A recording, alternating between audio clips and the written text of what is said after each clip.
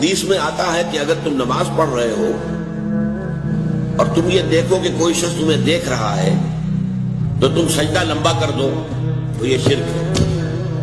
پہلے تمہارا سجدہ فرض کیجئے 10 سیکنڈ کا تھا، جب تم نے دیکھا کہ کوئی تمہیں دیکھ رہا ہے اب آپ نے 5 سیکنڈ کا اضافہ کر دیا، 15 سیکنڈ کا سجدہ کیا۔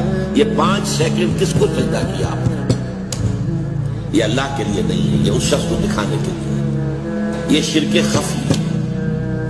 ظاہر بات ہے کہ اس کو ہم دیکھ نہیں سکتے، اس پر فتویٰ نہیں لگ سکتا، یہ دل کا معاملہ ہے، اندر ہی اندر کا معاملہ ہے۔ اس میں صرف سمجھایا جائے گا کہ دیکھو بھائی یہ بھی شرک ہے۔